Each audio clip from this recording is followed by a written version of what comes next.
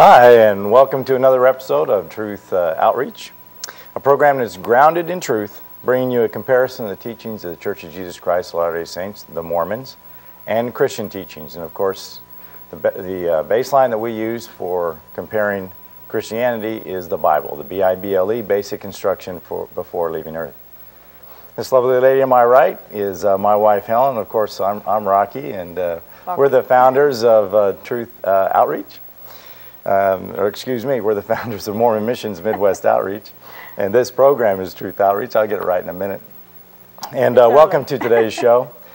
We're going to start out our show like we always do, giving you a couple of quotes from Mormon leaders, which authorizes us, we believe, to have this program. They agree with what we're doing. And the first one is from Brigham Young. And Brigham Young said, "I say to the whole world, receive the truth, no matter who presents it to you. Take up the Bible, compare the religion of the Latter-day Saints with it, and see if it will stand the test." And the second quote is from his first counselor, whose name was George A. Smith.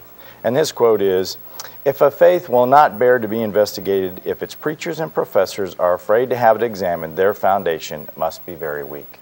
So these two fellows right here, Brigham Young and his first counselor, legitimize this program because we compare the teachings of Mormonism to Christianity and show that Mormonism is a false religion.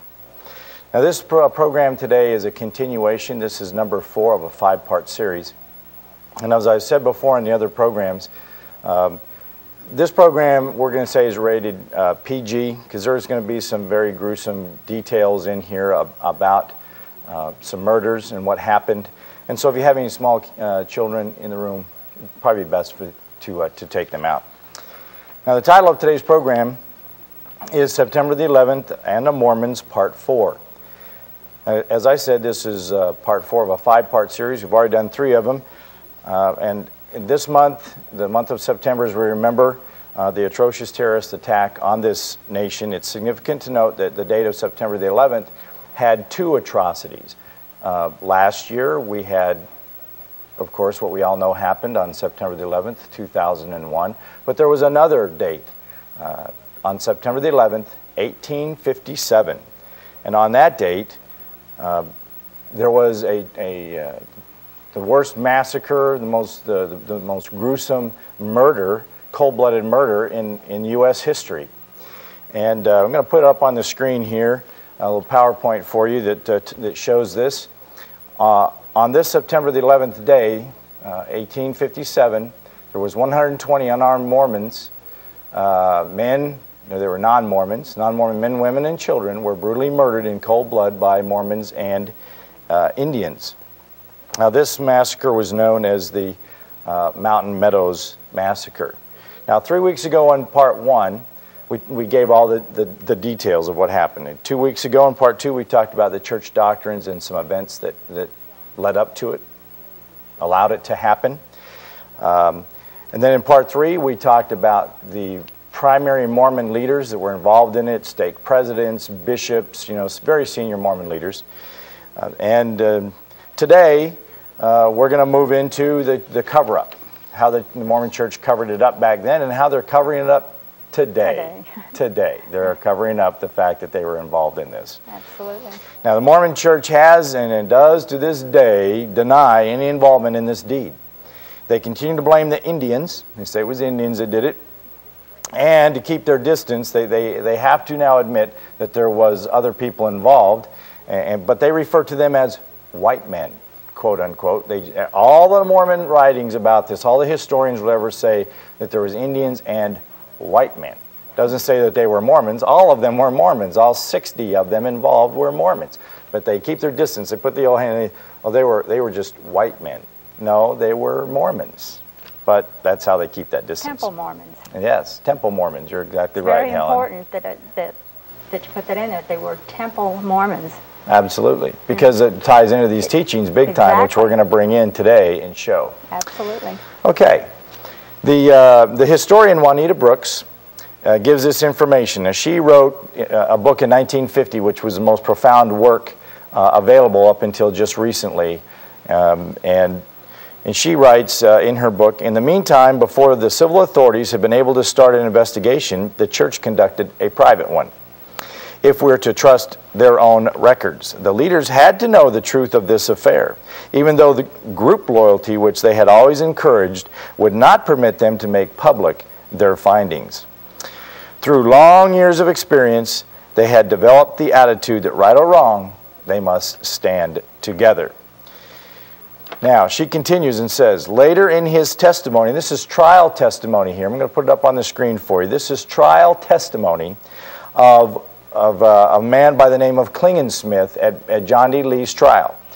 Now, he says, Klingensmith insisted that he visited Brigham Young in company with Lee and Hopkins, and that the three discussed the disposition of the spoil. That's all the wagons and everything else that they had. Let John D. Lee take care of it, inasmuch as he is the Indian agent now. What you know of this affair, say nothing about it. And this is him quoting Brigham Young at the trial. Now, Klingensmith's a Mormon bishop. Right. Now, he's saying that he told Brigham Young specifically that he and Lee were there, and there's other records which support this. I think it's important to point out that Juanita Brooks was also a Mormon. Oh, absolutely. Until the day she died. Until the day she died. So Absolutely. this is not written by somebody that was no anti-Mormons. There's no anti-Mormon here. Absolutely. Now, I'm going to show you another record here. Now, this comes from Wilford Woodruff, who eventually became the fourth prophet of the Mormon Church. Now, in his diary, under the date of September the 29th, 1857, he records in his journal, John D. Lee also arrived from Harmony with an express and an awful tale of blood. Now, this quote continues, and I'm going to bring it back in again because it's much more, gives us some more information. But the fourth prophet of the Mormon Church here, eventually, when he wrote this, he wasn't, but he became the fourth prophet, also says that John D. Lee, on September the 29th, remember this happened back down September the 11th, so just 18 days later, John D. Lee is in Salt Lake City giving Brigham Young a breakdown of what happened. Now, I'll continue bringing some information in here to show you that Brigham Young knew all about this, okay? This next PowerPoint I'm going to put up here was a Indian agent. This Indian agent had direct access to Brigham Young. His name was Jacob Hamblin. Now, Jacob Hamblin, a reputable witness, testified at the second Lee trial that soon after the massacre happened, he reported to Brigham Young and George A. Smith what Lee had told him of the affair, of the part that white men had taken in it, and that in greater detail than he had given it or was able to give in his testimony in court, because he then more clearly remembered it. And this quote continues, and that Brigham Young said to him that as soon as we get a court of justice, we will ferret this thing out. But till then, don't say anything about it. All this seems to have been forgotten in the Smith report. Now, this quote that I just gave you came out of the Comprehensive History of the Mormon Church, written by a Mormon historian.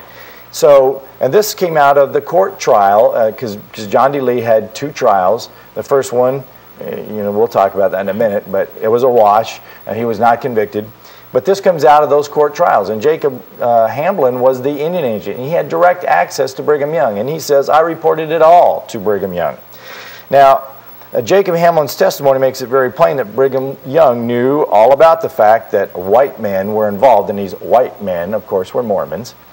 Yet 6 years after the massacre took place, 6 years later, Brigham Young was still trying to blame the whole thing on the Indians. In a sermon that he delivered on March the 8th in 1863, which is recorded in the Journal of Discourses, and I'm going to put it up here on the screen for you here. 6 years later, this is what he says. A company of immigrants were traveling on the route to California. Nearly all of that company were destroyed by Indians. That unfortunate affair has been laid to the charge of the whites.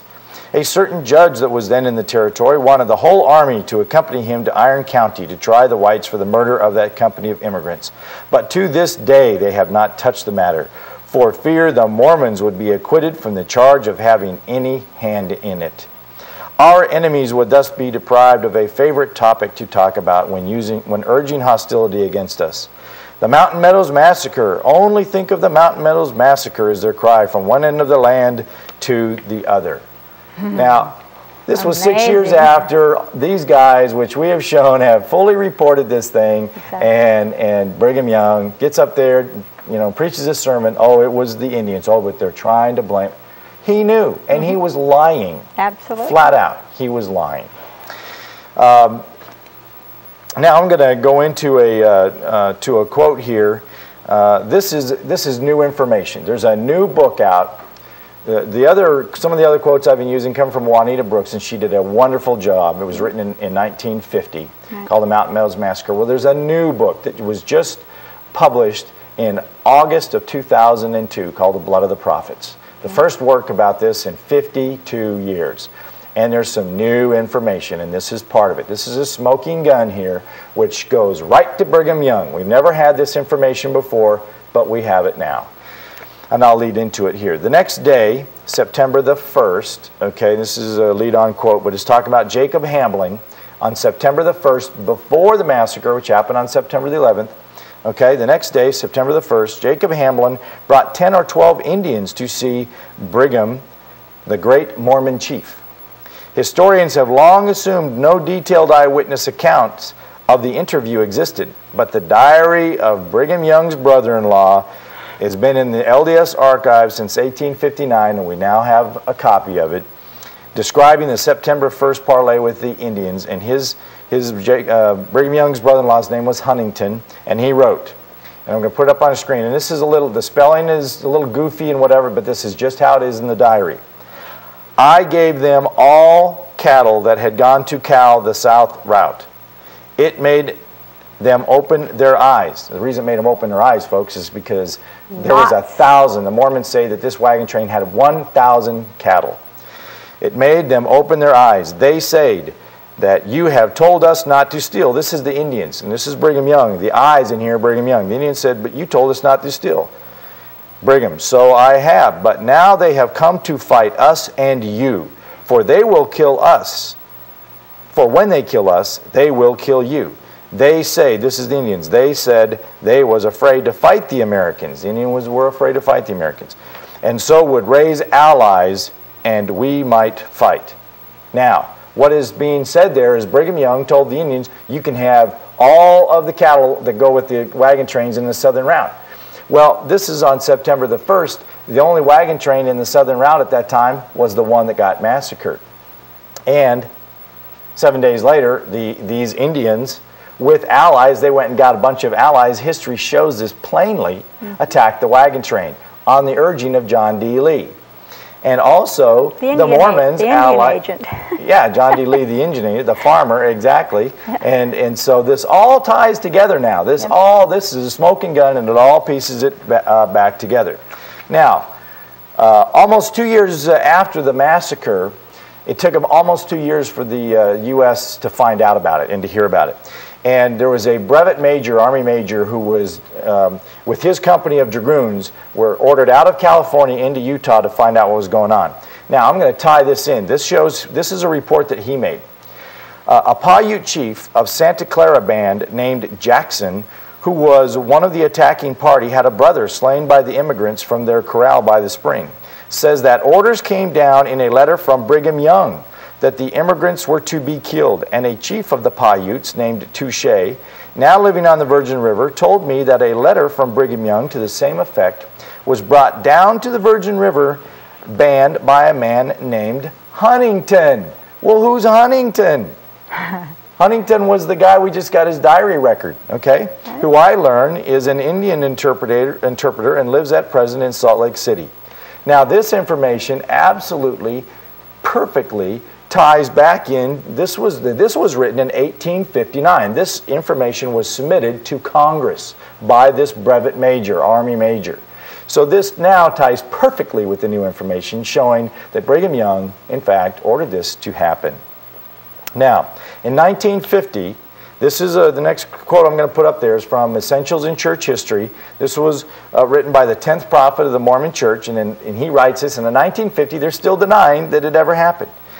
And he says, it was the deed of enraged Indians aided by a number of white men who took vengeance into their hands for wrongs committed by a few of the immigrants who were pronounced enemies of both whites and Indians. Oh, but what's really interesting is he says in here that they were pronounced enemies of both whites and Indians. Well, who pronounced them to be enemies? Let's take a look at this. Let's go back to the quote I just had up there a minute ago, this new smoking gun. This here that I'm going to put on the screen right now is exactly the one that from Brigham. And I have bolded there, for when they kill us, they will kill you. So who pronounced them to be enemies of the Indians and the whites? Brigham Young. None other than Brigham Young. Now, I'm going to continue here on this report that was submitted by Brevet Major Carlton. He says, the Paiute Indians on the Muddy River said to me that they know that the Mormons had charged them with the massacre of the immigrants. But, said they, and this is good, I love this, where are the wagons, the cattle, the clothing, the rifles, or any other property belonging to the train? We have not got them or had them. No, you will find these things in the hands of the Mormons. Well, now that's a great point. If the Indians would have massacred this wagon train, they'd have had all the cattle, they'd had all the mules, the oxen, the horses, the wagons, the rifles, but they didn't have any of it. They would have kept the women too. Oh, sure, but they didn't. That's right. But they didn't have any of it. They had none of it. They killed, the women were killed. Folks, the spoil goes to the victors. Right. Well, who had the spoil? We're going to see that right now. Brevet Major continues in his report. And he says, a party of armed men under the command of a man named John D. Lee, who was then a bishop in the church, but who has since, and this is written in 1859, he's trying to find out where this guy is. He says, as Brigham Young says, been deposed, left the settlements of Beaver City, north of Parowan City and Cedar City, on what was called a secret expedition. And after an absence of a few days returned, bringing back strange wagons, cattle, horses, mules, and other household property. There is legal proof that the property was sold at the official tithing office of the church. Oh my, folks. The Mormon church can deny all day long that they had any involvement in this, but they can't. History proves otherwise. The spoils, truth is truth. The spoils were brought to the tithing office of the church, where all the tithing was turned in, and it was sold for profit, for tithing to the church. Oh my goodness. Sorry, folks. You can't get around that one. You just can't. The Mormon church can deny all day long, but history shows otherwise. There are now, I'll continue in this report of the Brevet Major, he says, there are now wagons, carriages, and cattle in possession of the Mormons, which can be sworn to, it is said, as having belonged to these immigrants by those who saw them upon the plains. 248 head of cattle were sold on the Jordan River after arrival of the army to the United States commissaries by Mormons. And it is said that they can be traced as having come through the hands of Lee, John D. Lee, and Hooper, who was the Mormon Secretary of State, and were without a doubt the cattle taken from the immigrants.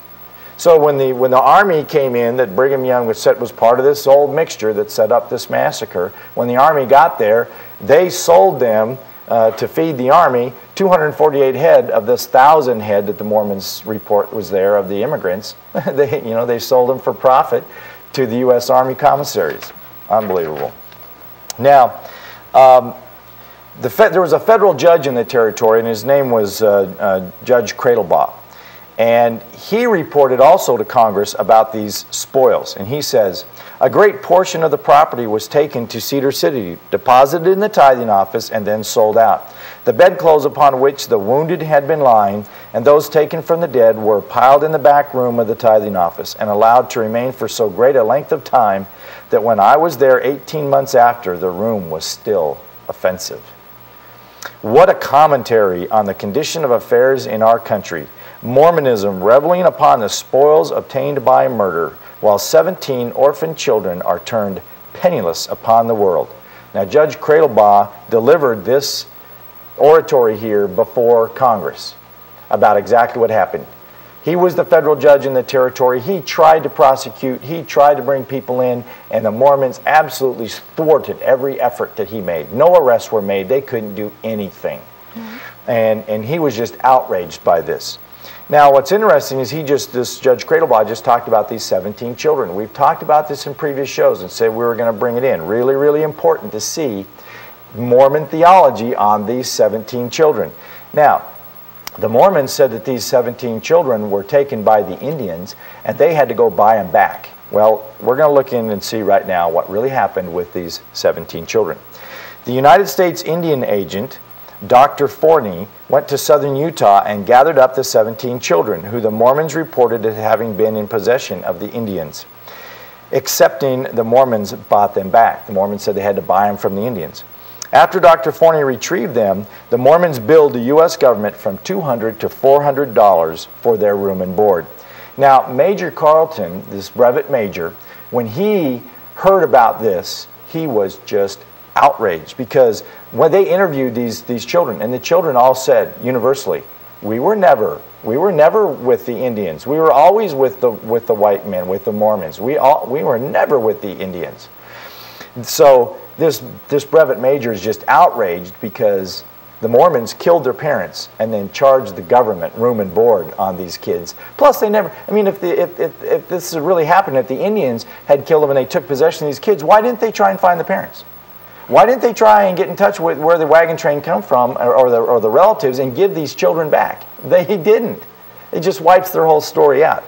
Well, this is what the brevet major had to say about this incident, and he is hot. He says, "Has there ever been an act which at all equaled this in devilish hardihood, in more than devilish effrontery? Never but one, and even then the price was but 30 pieces of silver." He was pretty hot about this, and I can understand why. I'm going to read now real quick from, this is a book called Forgotten Kingdom, and this is a quote from Wilford Woodruff, the fourth prophet of the Mormon Church, and he says this: "John D. Lee personally reported the massacre to Young on September the 28th and 29th, less than 3 weeks after it happened. According to Apostle Woodruff, Lee said the immigrants had provoked the attack by poisoning a spring and an ox at Corn Creek, causing the death of 4 Pavents and several Mormons. Enraged, the Indians had killed the men, then cut the throats of their women and children, except for some 8 or 10 children who were sold to the white settlers." Woodruff wrote, "Brother Lee found it out, and he took some men and went and buried their bodies." However, I continue, "If Woodruff had stopped there, he may have provided evidence that Lee withheld from Young the truth about Mormon involvement. But the apostle went on to give Lee's assurance that there was no, quote, innocent blood in the camp, unquote, because only one of the 2 children that he had recovered would kneel down in prayer time, while the other one laughed at her for doing so, and they would swear like pirates. If the Indians alone were guilty, there would be no need for concern over the shedding of innocent blood." Now that's really, really important, and I'm going to show you why. In the Doctrine and Covenants, this is the Mormon book about Joseph Smith's revelations. In Doctrine and Covenants 132, verse 26, it says, "Verily, verily, I say unto you, if a man marry a wife according to my word, and they are sealed by the Holy Spirit of promise, according to mine appointment, and he or she shall commit any sin or transgression of the new and everlasting covenant whatever, and all manner of blasphemies, and if they commit no murder wherein they shed no innocent blood, yet shall they come forth in the first resurrection and enter into their exaltation." This is key, because when Mormons go through the Mormon temple and are married in the Mormon temple, this says that if they can commit any sin except the shedding of innocent blood, and they will become a god. And so Woodruff blows it. He tries to say that Lee, is blaming it on the Indians or whatever, but he goes on to say that John D. Lee said, well, it's okay because there was no innocent bloodshed. That only means something to temple Mormons. Temple Mormons only. So it means nothing about the Indians. So what is innocence? Well, let's take a look at Mormon doctrine. In the book Mormon Doctrine on page 381, it says, "In the gospel sense, innocence is the state of purity and freedom from sin which men must possess to gain salvation in the kingdom of God. Little children live in a state of perfect innocence and consequently are saved without works on their part." Now I'm going to continue again on to page 853. "Attainment of the age and state of accountability is a gradual process. Thus the Lord says that power is not given unto Satan to tempt little children until they begin to become accountable before me. Children who develop normally become accountable when 8 years old." Now, let me go back and let's take a look at this last thing here, this last paragraph again. If Woodruff would have stopped there, he may have provided evidence that Lee withheld from Young the truth about Mormon involvement. But the apostle went on to give Lee's assurance that there was no innocent blood in the camp, because only one of the two children that he had recovered would kneel down in prayer, and we can leave the rest of that quote out of there. The important part here is, the key part here is that those 17 children that were not murdered, that were kept, were 7 years of age and under. Because, as we just showed you in the quotes out of Mormon doctrine, at the age of 8, they become accountable, and so killing those men, women, and children, and especially killing children above the age of 8 years old, left them okay in accordance with Mormon doctrine. We just showed you in Doctrine and Covenants that says that if you're a temple Mormon, if you've been married in the temple, you can commit any sin except the shedding of innocent blood, and you will still become a god. Well, that's in the Doctrine and Covenants today. Yes, absolutely. Today. You can get the Doctrine and Covenants, their standard works, that's in there today. Yes. It's not been removed, so it's still a teaching of the church. Absolutely. And so this whole thing that we've been going through in talking about and showing this teaching on, or this tragedy, the Mountain Meadows Massacre and how it happened, all ties in to Mormon theology. Right. And once you start dissecting and pulling it all apart, that's when you see that how this terrible thing happened. Right. And as you just said, the theology is to this day. It's still there. Right. It's still doctrine today. It's still doctrine today.